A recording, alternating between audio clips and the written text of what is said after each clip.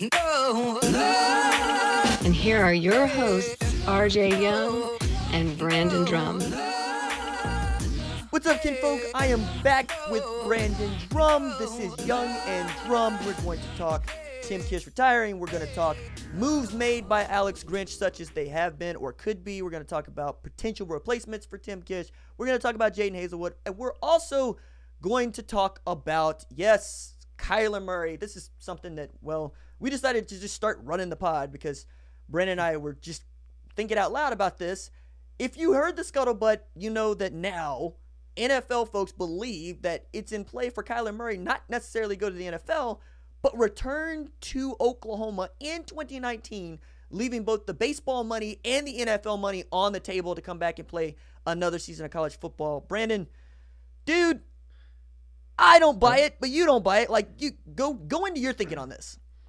Okay, so why would he come back? Like, that would have to be the worst business decision ever, right? Am I crazy on saying that? Because, yeah, he may be able to renegotiate his contract and say, well, I just want to see if I can get this national title that I've been chasing and dreamed of my whole life because I love football so much.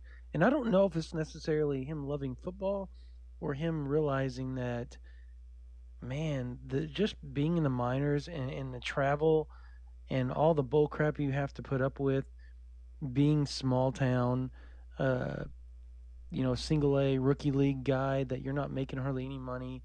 Your per diem's like $30 a day, and you're having to eat like fast food just to stay fed and stuff like that. I mean, that to me is more of the issue than the spotlight. Now, don't get me wrong. I think Kyler Murray loves the spotlight. I think he feeds off the spotlight because he's been in the spotlight ever since he was a sophomore in high school.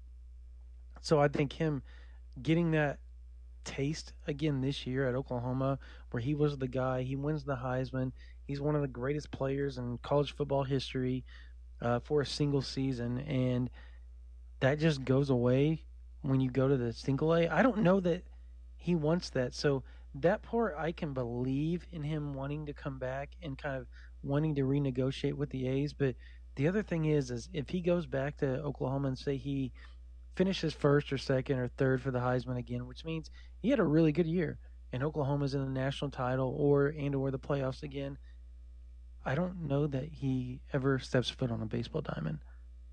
Okay, you know what I mean? Like, I don't think that happens. So if he doesn't go to the NFL, I understand what you're talking about with baseball, but the NFL money is stupid for quarterbacks. Meaning, yes, if he was playing a different position, I would 100% believe that he's playing baseball this spring right now. And I get what you're coming from when you talk about he's been in the spotlight and he likes to be the quarterback at Oklahoma. He's coming off a Heisman Trophy winning season. He understands that he has offensive assets at his disposal, and he also knows he would be unchallenged as the starting quarterback in a way that he wasn't at this time last year. That said, it's not just the baseball money. It is that if you would just say out loud, I am going to play professional football, you're going in the first round. If you go 32nd, you're going to make more money than you would with your baseball contract. If you go number 4, number 3, if the Oakland Raiders do something stupid and decide to perhaps throw this money at you, you're not going to say no. But the problem that really is in my craw isn't what NFL reporters are saying. It's what one guy is saying. It's what Gil Brandt is saying. Gil Brandt put two things out here. He said, I wouldn't be surprised if Cliff Kingsbury was an NFL coach in 2019, and I would not be surprised if Kyler Murray returned to Oklahoma in 2019. Now, with the Cliff Kingsbury smoke that has blown up in Lynn Swan's face, right? He's going to win that one. Yeah, but the fact of the matter is, Gil was on the money when he was talking about folks really want Cliff Kingsbury in the NFL, so why would he lie or put out there that Kyler Murray couldn't return to Oklahoma? And this, on top of all of it, is Gil Brandt was the guy that went up to Bob Stoops and said, hey, Bob, I got this guy for you. He is at East Carolina right now. Hire him so you can get back to where you were offensively. And what happened? Not only does Oklahoma get back to good overnight, but Lincoln Riley is the it guy in college football today. It's really a conundrum, but I just don't. If he does what he did this year, right? and he wins, let's say he does it again. Let's say 5,000 yards all purpose, 4,000 yards passing, 1,000 yards rushing, another Heisman Trophy back-to-back winner. He'll still be a year older, in which case you still have delayed your professional future. You're not as much of a commodity because you have more years of playing the game of football on you as opposed to playing that playing as a pro in 2019. It just doesn't, like you're saying, business-wise, it doesn't make sense. It doesn't. But I guess the kind of the be the devil's advocate here.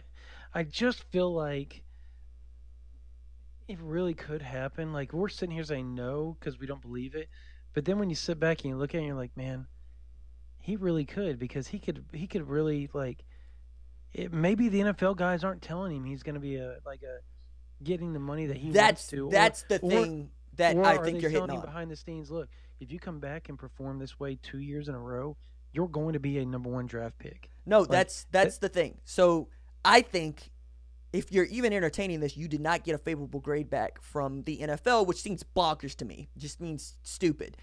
But if that's the case, then yeah, that's the only thing that I could really think about. But still, do you really want to give this money back and not just go play baseball? But I don't think he would give the money back. I think what would happen is the NFL team that drafts him, he would work that in the contract that they pay back the $4 million.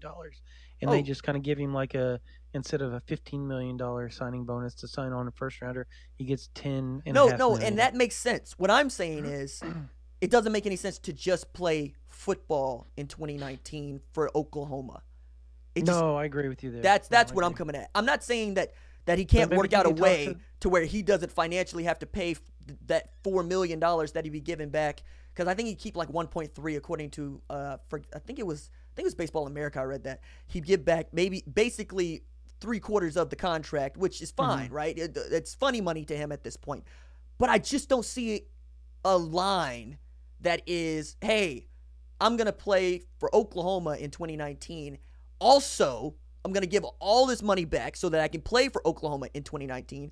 Also, but I heard they're trying to, but I'm sure you heard the same rumor. They're trying to renegotiate it to where 2020 is when he shows up to spring instead of 2019. Sure, and I think Billy Beane has been on team Kyler Murray from jump, and I think he's going to try to make this work as much as possible for Kyler, but I get the love of the game.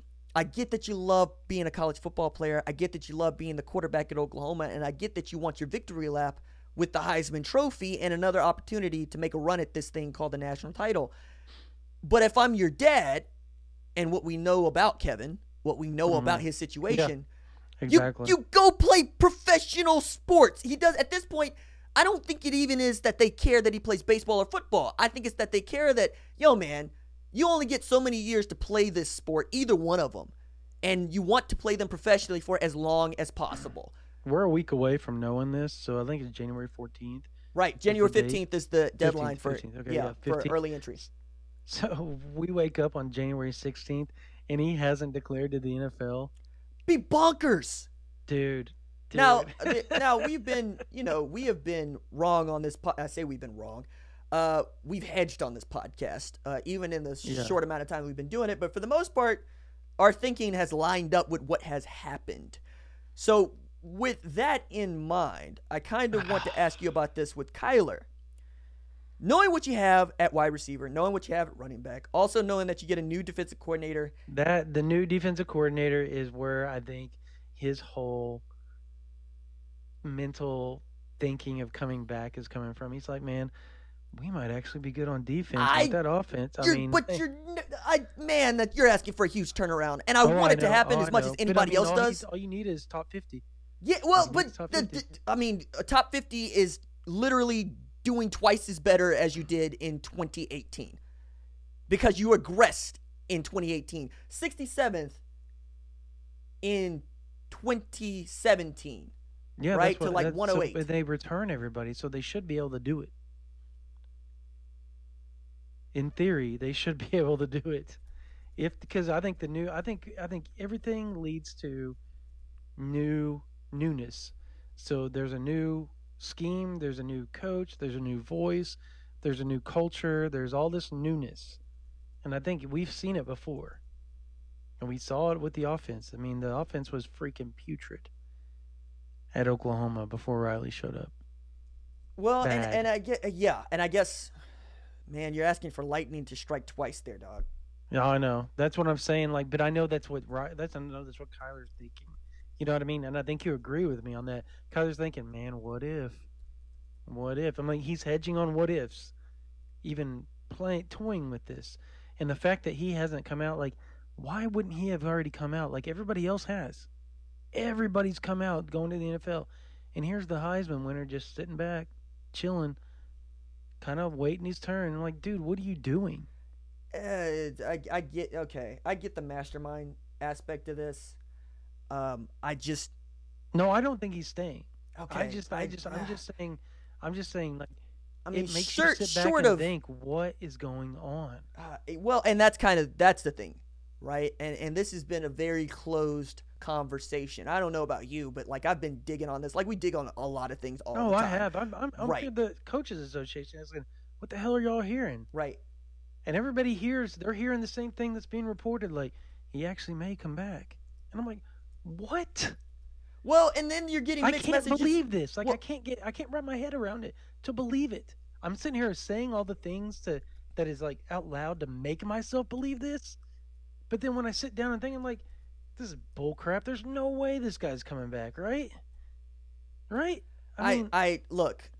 Then you'd be getting and then mixed we're messages. Be wrong. No, in our face when he does. But then you get mixed messages from the coaches, because if we are to believe other reporters who are just as good, in some cases very good, at this kind of information, it's that Oklahoma football coaches were saying, hey, he's going to the NFL. To NFL scouts. Now, I get wanting to protect your kid, and I get wanting to give him every opportunity to succeed, but also you got your own reputation on the line here, man. And there's only so many people that would let you off the hook with, hey, you told us he's going to the NFL, and you're going to be like, well, I'm not in the family's conversations. Well, I mean, you're as close as you can be, or at the very least be like, yo, hey, I think he's going to the NFL, but we haven't heard that from Kyler and his family. There's too many people that don't actually know anything for me to believe that he's going to return. And yet you're at the convention and you're hearing from other folks that, hey, man, we think he could return. Yeah. And that's what I'm like, I can't get my head wrapped. I'm like looking at people like, yeah, okay. I'm like, sure. And then they explain themselves, and I'm like, man, that's great and all, but and you brought up like the key thing, like Gil Brandt, like him and Lincoln Riley are so tight. So I mean, it just, the fact that this is actually being put out by Gil Brandt kind of gives it legs. No, that's the only thing that gave it legs to me. That's the only thing. I know. That's what I mean. I don't care what. And even when I asked sources inside the program, I got literally was the response to me was, "Come on, man, you and I both know better than that." And I'm like, then why is Lincoln Riley's best buddy out there, old man Brandt, putting stuff out like that? And I just don't. Now he said wouldn't be surprised, right? So but he also said he wouldn't be surprised on other things, and it came to fruition. That's him hedging, not really hedging. That's him just kind of throwing that out there without really reporting it, and then it happens, and everybody's like, "Oh, there's Gil Brandt. There's what they call Brandt bomb in the NFL or whatever in the college and NFL ranks," and I just can't. When he does that, it always happens. And that's where I'm just kind of confused. I'm like, I want to believe it, but I can't do it. And I say things that make myself sound like I'm believing it, but then I'm like, nope, it's not happening. So I don't know what to do. He just needs to come out and decide. Kyler, come on, man. Like, I'm pleading with you. Just tell everybody what you're doing. Yeah, well, that's also par for the course with Kyler. I mean, we both like him. We both like the family. But nothing with this dude has ever been short. It's always been a long, drawn-out process for decisions. He's going to wait until the last possible moment to say something. And even when he does say something, he doesn't say a whole lot about it. It'll just be like, yeah, it's what I decided to do. Can you elaborate? I mean, I could, but not really. Just kind of shrug his shoulders. He's never said I could, but not really. It's kind of like, yo, were you sick at that day that you missed the Orange Bowl presser? I'm fine. You know, it's one of those. Like, he's just kind of... Yeah, he just didn't want to deal with the media. Right. Pretty much. Yeah. Right. And I think that's a big part of it. And that's the other reason why I'm thinking just go to the NFL, because the circus around you is going to stay the circus around you the moment you say that you're returning to Oklahoma. And if you didn't want to deal with the media then, you're sure not going to want to deal with this now. Yeah. So nothing here makes sense about the return, man. And I don't want to keep yelling that the kid should keep going that the kid should go play professional football. But the kid should go play professional football. You know? And I was team baseball until you win the Heisman and until you're a first-round draft pick as a quarterback. Yeah, man. I mean, go get your money. Go do this thing where you're going to be the guy right away in the NFL, as opposed to, like you mentioned, being on a bus for 3 to 5 years at really bad. I think it's Beloit, Wisconsin is one of the stops. Midland, Texas is one of the stops. Vegas is one of the stops. Well, Vegas is okay. Well, yeah, but that's AAA, right? So you got to get through Beloit and Midland before you get there. And there's a lot of bad burger joints and a lot of back-breaking bus rides in between there. So the more you think about baseball, the more football makes more sense. And then you got this thing out of left field that says OU. Now, I know there's some OU fans that are listening to this podcast that are going, RJ, stop with the bad juju about the Heisman winner returning to Oklahoma and be on the side of the kid being happy. Well, the kid will be happy making $30 million and playing quarterback in the NFL, okay? So don't hit me with that. I want these kids to go get the bag. That's what I want. You know, I think 3 years playing college football as an elite player is long enough. Go get your money, son.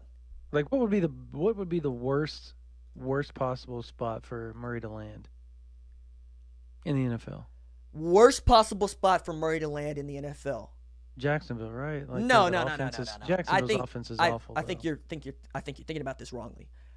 I think that the worst. I'm thinking about like schematically. No, and that's what I'm saying. I think it'll be a lot like what happened for Cleveland. If they're committed to the quarterback, they'll do what John Dorsey did, which was basically say, hey, you know what? We're going to use a few draft picks, and we're going to sign a guy like Jarvis Landry because we don't want to totally suck. We don't want to be a 2-win team. But we do want to be presentable. And that's what they were able to put together. They put together a presentable football team that overachieved according to everybody's expectations, which were, by the way, the floor.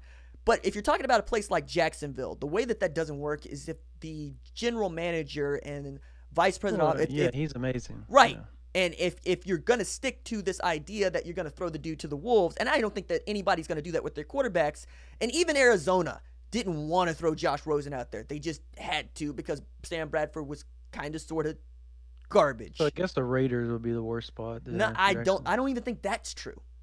I think the worst spot would be a place where he wilts. I think the worst spot would be a place like Green Bay where he's not going to play. It'll be like an Aaron Rodgers situation where you're just going to let the kid wilt and he's not going to actually do the thing that you're paying him to do. I think that you're going to make it work if you're Jacksonville. I think you're going to make it work if you're Arizona, and you're not going to draft him if you're Arizona. I get that. I'm talking about looking at the draft order, and the Giants would be a great spot for him to be, right? Yeah. I mean, that just works. There's too many places in the NFL right now. Well, except for the New York media would probably be the circus that if he hates Oklahoma circus, then he's really going to hate New York circus. You know, and that's kind of the nice thing about the NFL is you could pull an Eli Manning and said, "Don't you dare draft me, San Diego," and they'll do it. You know, you got a lot more leverage here, especially being your generation's Bo Jackson. I don't see a bad landing spot for Kyler Murray when we're talking about money. And if the situation doesn't work out and he looks a lot more like the Texas A&M quarterback than the OU quarterback, somebody else is going to give him another opportunity to play quarterback because that's the way this league operates. So I'm not really buying the doom and gloom scenario of the NFL. I just think that everything comes up Kyler Murray. Well, I'm trying to say here, I'm literally like looking. Yeah, you're looking at the draft order. Yeah, I'm like, where could he go? Well, I mean, but that's kind of it, right? I mean, you pulled Jacksonville out because it made the most sense. And there's reason to believe that because they don't know what their quarterback situation is because they thought they had Bortles. They paid him a bunch of money. Turns out he can only win games in London. You know that San Francisco's got Jimmy Garoppolo for years to come. You know that the Jets are signed and married to Sam Darnold. Oakland makes sense to me just because you can shed Derek Carr. Yeah, Oakland's where that's why I kept saying it. Right. Oakland, and Tampa makes sense to me because you don't actually have to pay Jameis if you cut him. Like I think the guarantee on his contract is for injury. I think that's the only thing. I think they can cut him and keep a lot of their money. Detroit, maybe. You know what fits? You know what fits with him? Don't say Denver. Don't say you're a Denver fan, and don't you dare say Denver. I was gonna say Denver. It's not Denver. Oh my God. You have nobody to throw. You have nobody to throw to. You got Emmanuel Sanders. That's what you got. You can't trust Courtland Sutton. Yeah, Courtland's gonna be so good. You can't trust Courtland Sutton. Who's your starting tight end, dog? Well, that doesn't matter. Oh, yes, it does. Yes, it does, brother. As your running back. You got one running back. You can't trust Devontae Booker. Phil Lindsay got hurt. You have Philip Lindsay. You got one running back. This is not Dallas, okay? You can't build like Dallas built. Plus, but you can trust Courtland Sutton. Plus, the moment John Elway drafts Kyler Murray is the moment everybody goes, "Oh my God, how is he going to screw up Kyler Murray?" But you could go in the second round and get a tight end, and then you're set. Who can you go get in the second round right now? Isaac Nada? He's not going to be there. Okay, well then trade up and get him in a late first round. Oh, now you're going to hedge what? You're going to lose who? Bradley Chubb, Von Miller? Who are you going to trade for him? You trade future first round. You know I'm poking you because you're a Denver fan, right? Yeah. Okay. I do. Okay. All right. I want to be clear. Me all riled up. I'm sorry, man. I live my dream. I freaking wanted Baker to begin with, and they didn't get that because the Browns freaking took him in the first pick of the draft. They weren't supposed to do that. The Broncos were supposed to get Baker. I got Brandon going. They were supposed to get Baker. Like Elway brought their whole staff and contingent down there to Norman. For all the folks that listen to the podcast who are like, "Yo, I can't hear Brandon," I bet you can hear him now. Yeah, I'm mad. So no, honestly, I think I'm going to make a prediction here. The Washington Redskins are going to draft Kyler Murray. Okay. And I agree that was like the other team in my head before I said Denver. I was like, man, but I refused because I have a buddy that I used to, for everybody that doesn't know, I used to be stationed out in Dover, Delaware, right south of Philadelphia, and also by Washington, D.C. when I was in the Air Force. So I have a bunch of Washington Redskins buddies that were stationed at Dover with me, and one of my good friends is a diehard Redskin fan, and I refuse to let him have this. He has AD, he has Trent Williams, he has Tress Way, he has Samaje Perine. I refuse to give him any more clout. So I didn't want to even bring up the Redskins. I'm tired of hearing about them.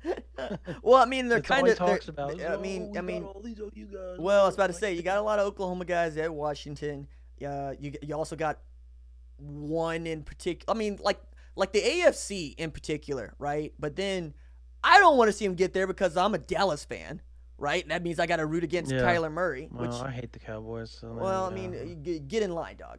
Get in line, okay? All right? That's right. 24-22. 24-22.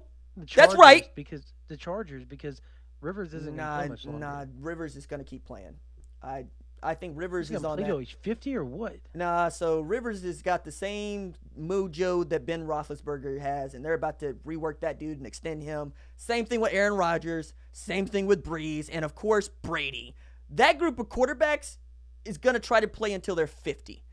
Okay, and I don't think that the city of Los Angeles, I guess at this point, but San Diego is going to be enthused by you cutting Phil Rivers because Phil Rivers has become a saint in that town for two reasons. One, he refused to move. Because they won a playoff game? No, he refused to move, and they did win a playoff game. But check this out, man. They won a playoff game under the worst conditions anybody's ever had to be a playoff team. They don't have a home stadium. They basically play against the away team's fans all the time. Nobody expected much of anything out of their receiving core. Really Hunter Henry goes down, and you bring Antonio Gates out of retirement to play tight end, and then you get a season of seasons out of your defense, in particular a rookie named Derwin James, who's the dude I thought everybody should have drafted ahead of a guy like Minkah Fitzpatrick, even though that dude won the Thorpe Award, and ahead of a guy like Denzel Ward.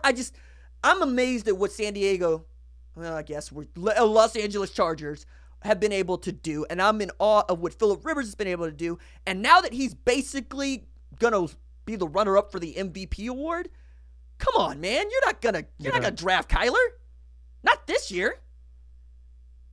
I don't know. I mean, why not? Because maybe, I don't know.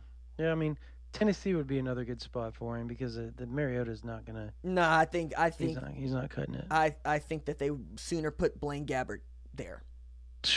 I'm just telling you what I see, dog. I'm telling you what I see. You know, I'm telling you what I see. But I feel like we could continue to go on to this, and the more we go on this, I feel like let's get back into just ribbing you about Denver. A little too far, and I want to stop ribbing you about Denver. That's fine. So, Tim Kish retires at 4:30 on Saturday, just like an hour, maybe an hour and a half after Jaden Hazelwood commits to Oklahoma on national television. We put out a couple of names. Outdone there, didn't Right. I was like, "Yo, Kish, you couldn't have waited a day." But that aside, Tim Kish, 43 years as a coach, been at Oklahoma since 2012. Came over with Mike Stoops, been coaching the linebackers. He decided to call it quits, which means that there is one open linebackers coach position. I think two, because I don't think that we reported anything about Bob Diaco being gone. No, so Diaco, it's like he's either gonna end up back in like a administrative analyst role, or he's gonna find a new spot. And he has been like we talked about it on the board. He's looking like the guy is trying to find another spot. He just hasn't been able to do so just yet. Right. So the names that we put out there, and you've been lead on this, I should say. Missouri coach Brian Odom, who is the brother of Barry Odom, linebackers coach there, worked with Grinch at Washington State. Also, Roy Manning, who's at UCLA now, also was a linebackers coach at Washington State that worked with Grinch. Both of them seem to be like pretty great candidates. One fits a little bit better than the other because of roots at Oklahoma. I'm going to let you get into, but just real quickly, Roy Manning is that dude. Like, I got a text from there's this video that was going around. I think Sooner Gridiron put it out or found it and put it up first. But it was like, "Yo, RJ, is this like your pirate? Is this you, dude? Is this like your twin?" And I was like, "What are you talking about?" And then I saw the video and I was like, "Oh, okay, pure energy, linebacker coach, making videos, being funny. That's cool. Top 10 pirate. Also interviewed a cougar and a pirate in the same 2 minutes. That's winning for me." But Brandon, lay it out, dog. Yeah. So with Kish being gone, everybody needs to understand that you always have to go back to the Leach and Bob Stoops tree, because that's if you're gonna find these guys, they're gonna have at least a connection to both these coaches. The one being the former Oklahoma great Bob Stoops, and the other one being the Pirate and Mike Leach. So that tree with Riley and everybody, that is where you're going to find it. And it doesn't have to be Texas Tech Light. I hate when people say that, because there's been so many good coaches that have coached under Bob and Mike that it's not even funny. And they've been successful, not just Texas Tech or Oklahoma. We're talking about successful Iowa State, Alabama. I mean, everywhere. The defensive back coach at Alabama was Texas Tech, guys. Like, Carl Scott was Texas Tech. So, I mean, that whole notion has got to stop.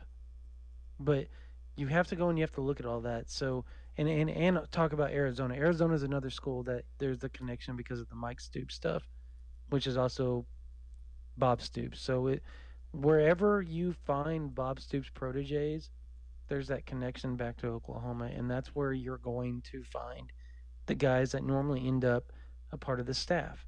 And with Brian Odom, not only is he a former GA under Mike Stoops at Arizona, Oklahoma, he was very, very revered by the staff when he was at Oklahoma as a player. They loved him. One in particular, Jerry Schmidt, who taught him a lot about strength and conditioning, and that's what Arizona hired him for. Then Washington State hires him as a defensive analyst and quality coordinator, and then he only moves that. Now he's at Missouri as a linebackers coach, and he's a guy when you talk to the people around the country that they think so highly of Brian Odom, that he is a guy that's going to be rising through the ranks very fast. So for Oklahoma to go in and get this guy is a big deal if they can get him to come back. The problem with that is that he coaches under his brother Barry at Missouri, who's the head coach. And on top of that, he just had a baby 10 days ago. So I've spoken to people close to him and really, really close to him. As good as these sources I've talked to are as good as they get, I promise you, when it comes to Brian Odom. And he has yet to be offered the job. But has been, I mean, I can say there's talks have happened, but I can't say anything further than that because there's nothing to talk about right now. Like, there's been no offer. And that is a quote I can go on record saying. No offer, and it's been up on our board on OUinsider.com. No offer has happened yet for Brian Odom. So do not think that that's just going to be a snap of the finger and it's going to happen, because a lot of things have to happen. He's got a lot of family stuff up there in Columbia, and it's really hard to move a 10-day-old baby. And on top of that, move away from your brother underneath the staff. But he's going back to the university he loves. He's also going to be going back close to his family. And he's from southern Oklahoma in the Ada area. He's got family down there, brothers down there, all kinds of stuff. So, and his dad and mom and everybody. So it'd be a good move for him, but it's also leaving your brother. So everybody has to get that. Now the Roy Manning thing makes sense as far as, whether they want to move Odom to outside, inside, how they want to fit that. They need two linebackers coaches. The other thing they could do is move Ruffin to another linebacker coach, because that's where he's been at for the most of his career outside of being at Oklahoma defensive line. He's been a linebackers guy. He played linebacker at college at East Carolina, so that's another deal. So those are the guys and the names that keep popping up. And then you got Chip Viney as a possible corners coach, now with Cooks possibly being out at Oklahoma at the defensive back. And I have yet to confirm whether Cooks is out or not. So I'm not reporting that before you people get on there and start posting stuff that, he reported this and that. No, I'm not reporting. I'm telling you I have on good source that's likely going to happen. And then there's talks, but I can tell you 100%, again, it's been up on OU Insider. If you're a member of our board, which you need to be, like, I'm giving you little quippets, but I mean, I go into detail on this stuff. And I tell you why. More stuff to come that I'm never going to say on this podcast, but then I can tell you Viney hasn't been talked to about anything yet either. So this is all in the early stages, guys. It's all early. Nothing has happened yet. And when it does, you'll know first on OUinsider.com, because we'll put it up there. So you need to be members. I guess this is us just like a selling point. Like, really, if you want to know all the coaching changes, you want to know the recruiting scuttlebutt, all that stuff, you got to be on OUinsider.com, because we are going to have, we've had it. Like, every day I've put up stuff today on all this stuff. And I've gone into deep detail on this. So it's like I'm giving you like little nuggets that are very, very small in comparison to what you're going to get on OUinsider.com. So it's real, man. Like, we've got all stuff. RJ and I have been all over this from day one. And I'm just going to jump in and say that that everybody's just going to run with it and say, hey, it doesn't matter that you qualified it, Doug. I appreciate you qualified it, but that's... Yeah, what I heard is that no, I'm not gonna do that. I am gonna say that I know personally folks that come up to me at the gym and are like, "Yo, are you RJ Young?" Yeah, man, I'm RJ. So what's are you a member? Oh, well, yeah, I'm a member. Then why are you asking me? Because it's already there. And that's kind of how I treat this information. Matter of fact. Yeah, that's a DM on Twitter too. I get that all the time. Right, and man, yeah, no. But so, for instance, talk to a 2020 defensive back about Oklahoma, Jaden Hazelwood and Alex Grinch. It is on the board right now. Talk to a top. It's a really good write-up. To a top cornerback 2020 about Alex Grinch. And what that dude's thinking, it's on the board. It's stuff that doesn't even make it into the videos. It makes it onto the board, right? So, like, we talk about this stuff because we like to talk about it, but we also give value to our members, and we appreciate our members, even the ones who prefer that this entire podcast be transcribed. Yeah. For which you are welcome to devote your time and energy to doing, Brandon. Yeah, no doubt. That would take forever.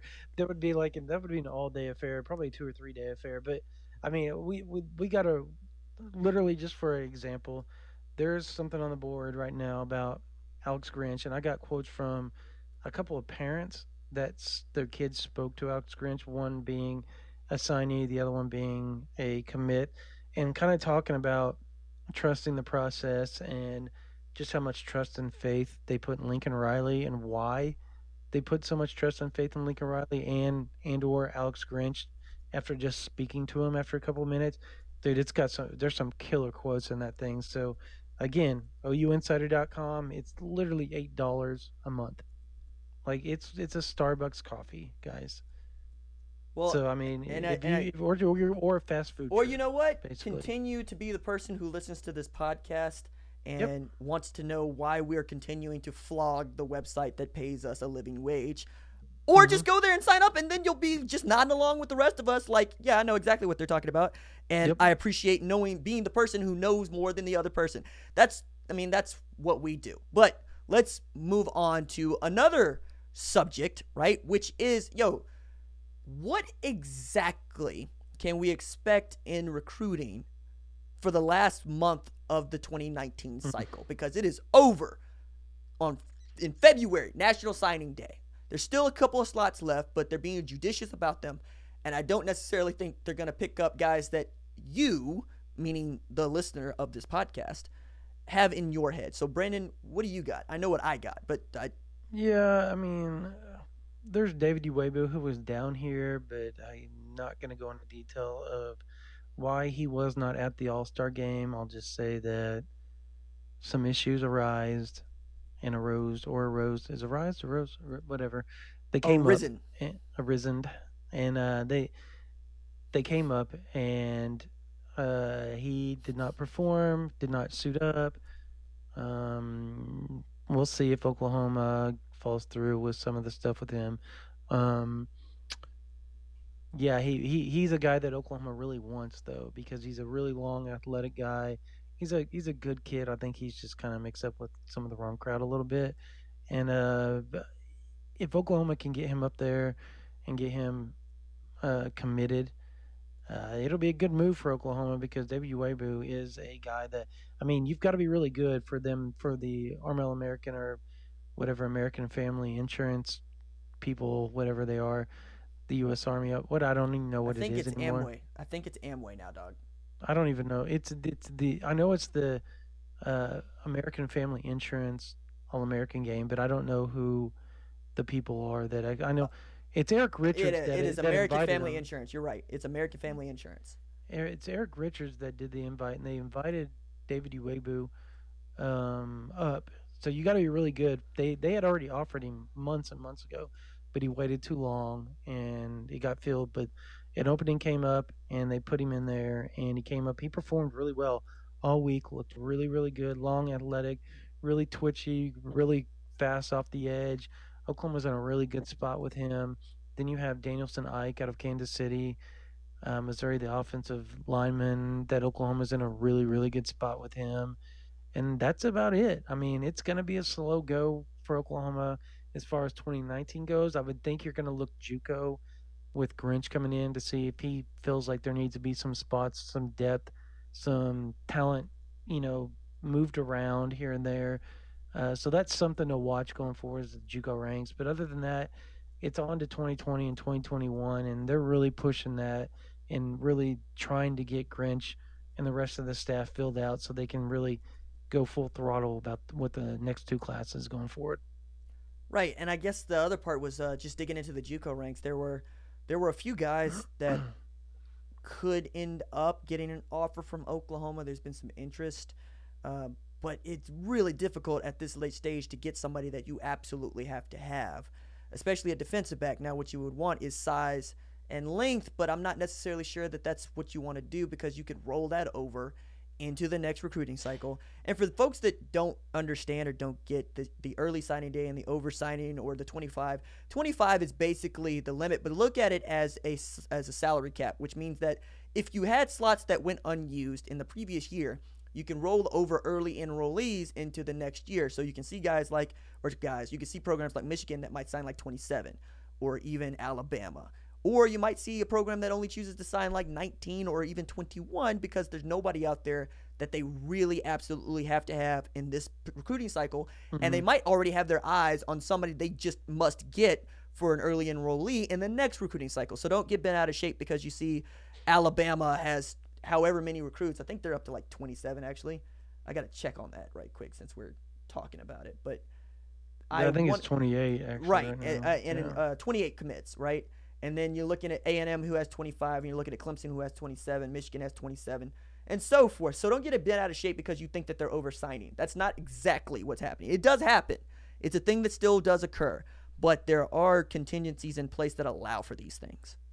Yeah, I mean, there's things that I think process it. They built this whole new rule about 25, whatnot, on the grounds of trying to stop Alabama from processing so much. And it really was the Nick Saban rule. But, they found another loophole and they're using it and they're going to sign as much as they can. And Alabama's going to continue to roll. I don't think there's any stopping that train right now. Yeah, and it's what I've noticed is, and this is how much Nick Saban has earned a reputation in recruiting. You'll know that Lincoln Riley, again, didn't have a defensive coordinator, but did a bunch of in-home visits during the period. And what you saw was everybody liked hearing from him, everybody liked speaking to him, and he won a lot of battles that I don't think that you would have won if you weren't the head coach at Oklahoma. That said, the fact that Nick Saban can pick and choose his in-homes, like he does not have to hit up everybody, even the kids that he might need to hit up, and that he's judicious about who he goes to meet with, is mind-boggling to me. That's how far ahead he is in recruiting. Is he's got guys on his staff, and he revamped it after last year because they didn't have a top 4 class. They didn't have a top. I think they may have finished 5th or 6th. I got to look. But he went and got guys, one in particular out of A&M, to help him recruit better in Texas, and he ends up with Marcus Banks on signing day. So just knowing that you're that far behind Nick Saban is also just tremendous to me, because there are a lot of good recruiters out there, not the least of which is Lincoln Riley, and that dude needs to take his in-home visit, and Nick Saban can do phone calls. Yeah. That's boggling my mind, because I that used to be just a given that the head coach would visit you for the in-home in December. Yeah, Nick Saban's, he goes by his own rule. He can do what he wants. But if you won 6 national titles, you can do what you want. Yeah, man. He's up for 7, which means that Nick Saban could win as many national titles in this century as Oklahoma has won in the entire existence of the program. Well, that's the bonkers. NCAA recognizes, I think, like 19. No. I mean, just follow me there. But I'm just trying to give Nick Saban unanimous. credit. Yeah, no, I see what you're saying. Right, because since 2003, 6, right, because that LSU team is his, and people forget that. So I'm just trying to say that Nick Saban isn't just ruling college football. He's one of the best coaches in any sport at any time. Period. If you make a greatest coaches list of all time, he has to be on it. Yeah, I think he's without question the greatest coach in college football history. And I just found that to be so humbling, and that's also nice because that's what you're chasing, right? And it's one thing to be on top. I understand that, and I know that that's a good feeling, and I know that a lot of folks want Oklahoma to get there, but just be reverent of what you're chasing. And I think you're seeing it in Lincoln. Lincoln masterminded basically since OU Texas what he's going to do and how he's going to do it. And even when things started to fall through with like the R.J. Henderson decommitment, which we could get into, but I know that you and I have some news we haven't put out there, but we could talk about it a little bit in him committing to Florida. But you lost him. You lost Jacoby Jones in November. And then the fact that you could close the way that you closed before early signing day, on early signing day, with 2 safety prospects you picked up on the day of. And then you got 1A or 1B, depending on who you are, your defensive coordinator that you wanted, and then you got your extension. And now you're setting up and looking nice and pretty to really win out with a top 5 recruiting class if you can just stay the course. And that is the kind of reverence that Lincoln Riley has for what Nick Saban has done, because you just have to be that good now. You have to be able to think months out in advance and put this all together, if not on a napkin, in your head, and watch it all play out. Yeah, no, you can tell that 100% that Lincoln Riley wants to be Nick Saban when Nick Saban's done. Like, he wants to be that guy. He wants Oklahoma to be that program that is just unfreaking stoppable. And he's building it. I mean, he is. The recruiting that he's done has been next level. If you go back and you look at the 2015, from about 2011 to 2015, it was awful. Like, and I'm not saying like awful. Like, Oklahoma was still pulling top 15 classes, but like, when you start talking top 15, yeah, that's great. When you start talking top 10, that's awesome.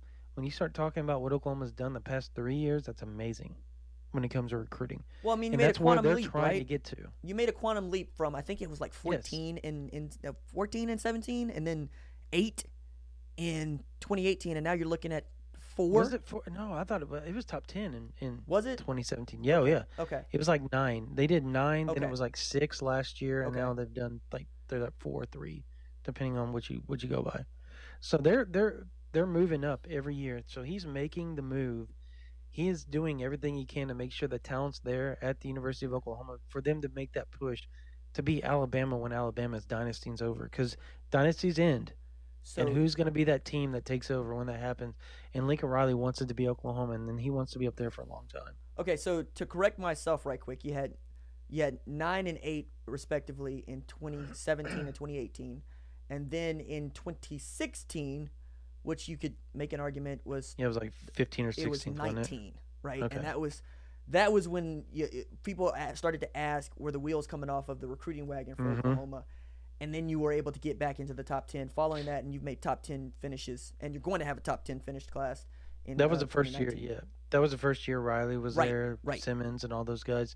So you could tell the recruiting was getting better, but it was like everybody, and that was like their calling card was, just wait for next year, just wait for next year, just wait for next year. And what really turned the tide for Oklahoma was when Levi Draper in December of 2016 flipped from Oklahoma State to Oklahoma, and then it just took off after that, because he was the leader of that 2017 class. I don't think that was any question of that, because the second that happened, his parents got on board, and then the Broyles got on board, and the second the Broyles and the Drapers started recruiting other people and other parents, it was like just rocket fire with that 2017 class. Charismatic families, charismatic parents, charismatic kids.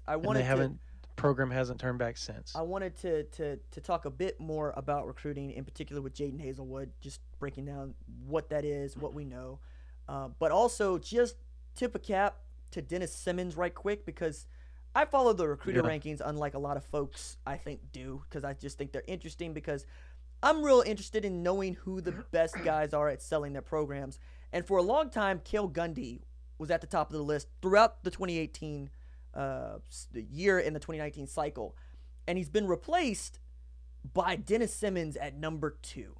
Now, Dennis Simmons is basically responsible for, I think it's 6 commits to this class, according to 24/7's recruiting database. But when you're looking at the wide receiver group, Jaden Hazelwood, Theo Weiss, Trajan Bridges, my God, like of those 3, just those 3.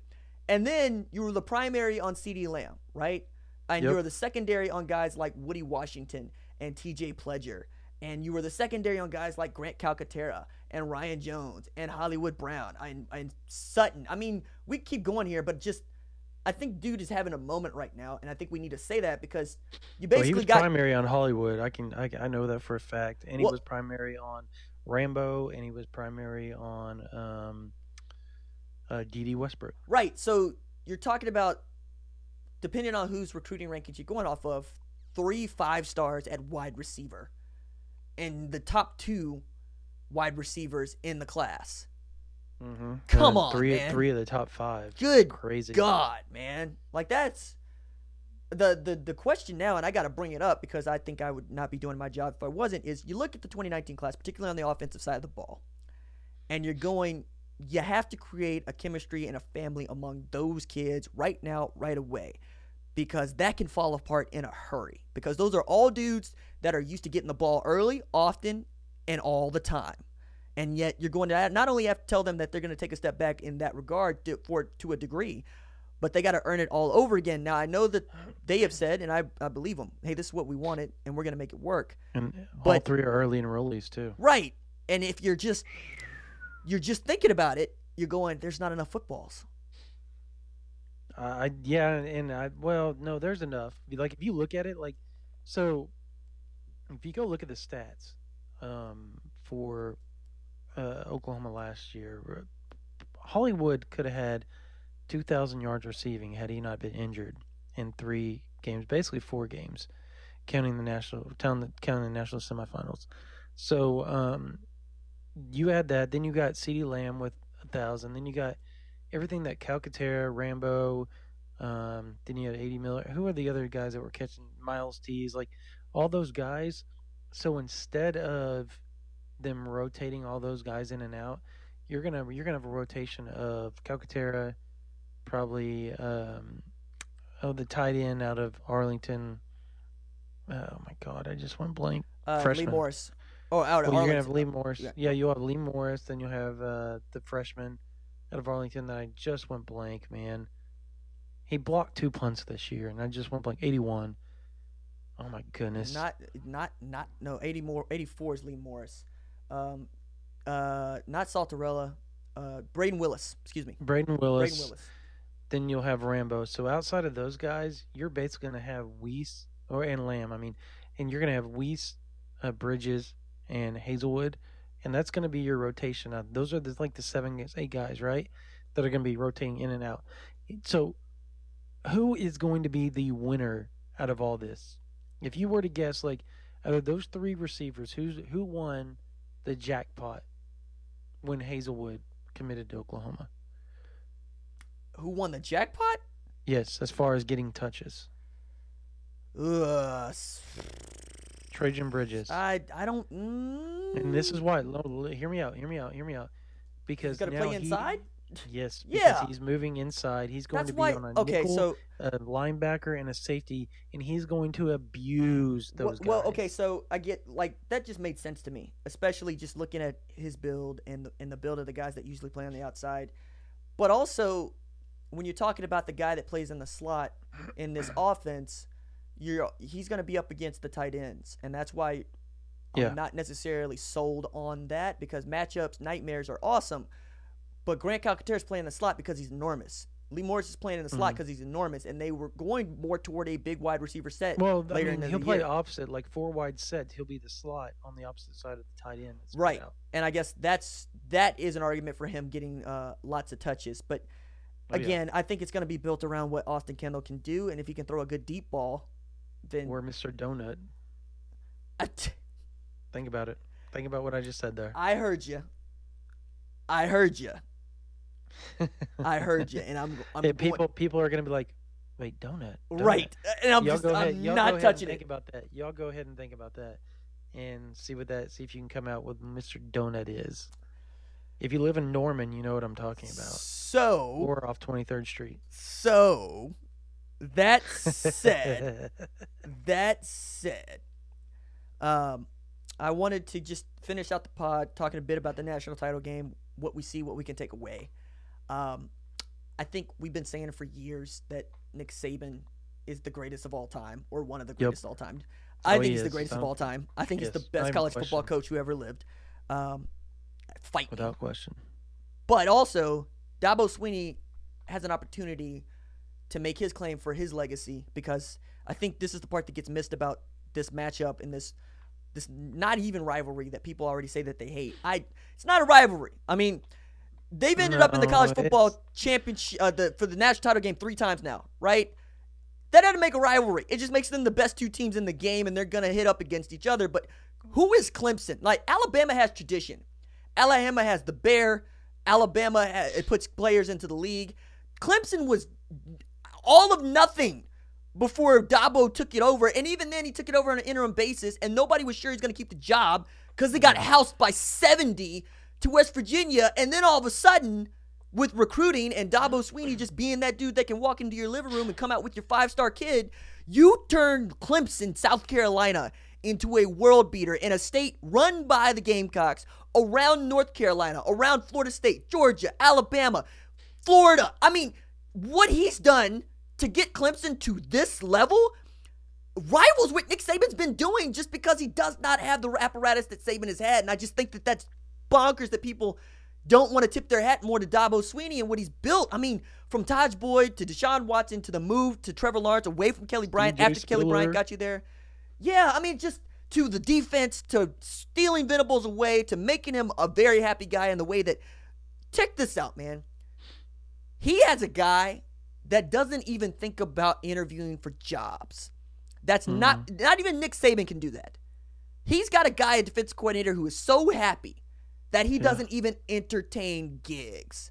$2.3 million will do that to you. Okay, but it's, come on, man. Head coaches, football coaches want to, for the most part, want their own show. They want to be the top dog. They want to be the CEO. Look at Kel Gundy. Look at Dennis Simmons. Do they want their own show? Like, those guys seem pretty content at. I'm gonna throw this out there just on my own knowledge. All right, this is not sourced. This is just me, RJ, talking about being a grown man and working for a living.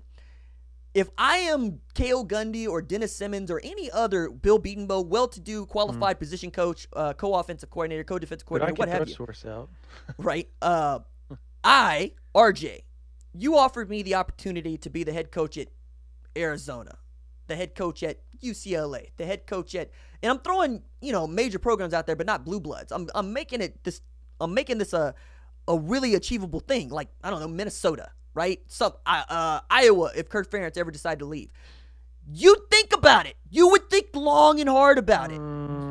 I think you would. I think your wife would come to you and say, are we really going to turn down an opportunity to run the show for $3-4 million a year? Are we going to do that? And you might say, you might say that. But I am saying that it is bonkers to me that Brent Venables is in a place where it's not even thought about. It's not even thought about. That's what I'm saying. I'm saying that anybody else would have had family or had somebody close to them says, like what John Calipari did to Josh Pastner, and I understand I'm going to a different sport here, but follow me. John Calipari was the head coach at Memphis, took the job at Kentucky. Josh Pastner wanted to follow him to Kentucky. They offered Josh Pastner the job at Memphis, and he said, no, coach, I want to stay with you. And Calipari said, you're fired. Now go take the job, dummy. Like, I figured that's the kind of thing that I don't think Lincoln Riley's he's not John Calipari, right? And I'm not making that comparison. I am saying that I think that those dudes, for the most part, and not just the guys at Oklahoma, everywhere for that matter, are going to get told, yo, man, it's time for you. Like, I got an interview coming out later this week with Mike Leach where I talked with him at length about Alex Grinch, and I was asking him, what convinced you that Grinch was ready for this job? And he said it was time for him. I'd known about his background. I'd seen him come up. Just like we watch everybody else. And he's like, it was time for that dude to have this opportunity. Now, if you're Mike Leach, you have some leverage that a lot of folks don't have, which is that you're Mike Leach. But I think that that's a thing that happens in college football. I think folks tell other guys, hey, man, it's time for you to go fly. Go fly. Yeah, no, I agree with that. I think there's certain circumstances where people do get content, though. And I don't say, like, content as, like, they're not going to try at their job. They're not going to be the best that they possibly can at their job. When I say content, I'm talking, like, they feel at home and at peace where they're at, and they feel like they can make that place their own, even if it's a position coach. And I think that's where Gundy's at for the most part, and I think that's where Simmons is at. I mean, for Simmons is so close to Riley, and a lot of people don't know this. Like, he's so close to Riley. Like, I think Riley's his godparent. Well, to the kids. So I would expect. I mean, I get what you're saying. I get you're making a deeper connection here, but I just want to throw out there: if you're not close with your position coaches, I don't trust you. Well, that's a good point. So I know you're making a deeper. I know you're making a deeper bond there, a deeper relationship. I'm just saying that for folks listening that aren't as into the weeds as you and I are on these topics. If you ever hear about a position coach who's not close with the head coach in some way, you should expect that dude to get fired. I'm just saying, because they are brothers. That's the way they have to operate. Which is why, getting back to your topic about Brian Odom, that's still a very big deal. Even not getting offered the job. Yeah, no, it is, because Grinch and Odom are very close. I mean, from everything that I've gathered, like super close, all the way to, I think Bill Bedenbaugh's wife is very close to Odom and Grinch's wife. So I mean, the connection is there. The hire makes complete sense. It just has to work out in a lot of ways. Just logistically, it has to work out for Odom to feel that he needs to make that move. And that may mean Oklahoma has to throw some change at him that, maybe they didn't foresee that they were going to have to do. And that may be why nothing has been offered yet, because they can't really come to terms of how this is going to work out just yet. Oh, no doubt. Now, I was just going to add there that kudos to Bill Haston, who got this get before we could get it. Alex Grinch has been offered, or was going to sign for, reportedly between $1.3 and $1.5 million. We put that on the board. Well, just saying. But yeah, no, he did he report that? Like, confirmed? Right, it's a story in the world. Oh, yeah. He had that yesterday, I want to say, which would be Saturday. We're recording this on a Sunday evening for those of you that are listening to it. Him. Yeah, right. Yeah, well, I'm just Bill's the man, so that's I love Bill. I love Bill. Yep. I'm putting that out there to say you spent a lot of money on your coordinator, and we knew that they were going to spend a lot of money on their coordinator, because that was part of this whole deal with Lincoln, was saying, hey, I need you to open the purse strings a bit, or open the purses a bit. I hate when people mess up sayings and phrases.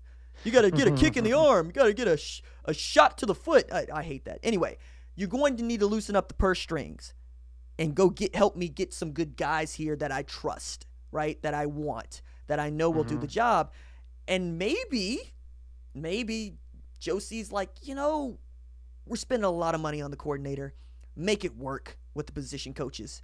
And I think he's gonna, to a degree, because both of us have reporting that says Calvin Thibodeau is staying put. We both have. Yeah, that's the plan right now. I always say that can change, because that really could change. Like, sure, but Grinch could decide, you know what? I don't know that he fits what I really want. I'm gonna go out and get this guy. And I'm sure that we'll be talking about this a bit differently after National Signing Day, because that used to be the day for which you could expect wholesale position coach changes, when you got all your kids signed and basically on campus or heading toward campus. So yes, but as of today, on Sunday, January 6th, we're pretty confident, and like you said, stuff can change, that there will be some changes, as there already have been with Tim Kiss retiring, on the defensive staff. But wholesale changes, like wiping out the whole staff, I'm not necessarily. No, it sounds like they're going to keep one. Right, for sure. right. That's what I'm getting at. That's it. I mean, and I just really find it hard for him to just completely throw Ruffin out into the wolves, because Ruffin got him his first offensive coordinator. Ruffin really moved him up into the ranks at Texas Tech before they went to ECU, and he moved him up to offensive coordinator there and gave him his first show. So there's a lot of love and respect between those two. Obviously, Ruffin is a mentor to Lincoln Riley, and I don't know that I could ever see Lincoln Riley completely throwing him out. Now, he may demote him a little bit and just say, look, man, your health isn't there. Like, you've got some struggles. You can't go out and recruit the way that you need to do so. We're going to put you here. That way you still have a job, you're still getting a paycheck, and you're still helping the program and me specifically as a person at this job. I can always lean on you because I want you around. So I think that will probably be the easiest way for him to do that. And that's how I probably see it happening, more than him being moved back to the linebacker's position. Because I don't, Ruffin has his own golf cart specifically for him on campus, like to get him to and from places, because he's had surgeries on the heart, and I mean the guy's had some problems. So I think that's the best move for him, health wise, and also for the program as well, because you get to keep him around and help recruit in that situation as well. Right. And I think we should leave it there. Okay. This is Young and Drum. I am RJ Young. That's Brandon Drum. We're trying to do this OUinsider.com. weekly, but we've been putting them out over, because stuff happens, like hire of Alex Grinch and then All-American Bowl, and Brandon's at the coaches convention, and we're basically trying to run down who is doing what, both recruiting-wise and with the coaches, while getting set for Junior Day, which is on the horizon. And January 26th and then in February 26th. And we're putting together that list as we go, so you'll also want to be on OUinsider.com because that's not the kind of stuff that we put out in the public domain. So if you haven't subscribed, perhaps you should spend the $8 a month to go get your membership. It's McDonald's Happy Meal, man, for real. That's all it is. All right. One Happy Meal. That's going to do it for us. Deuces. See ya.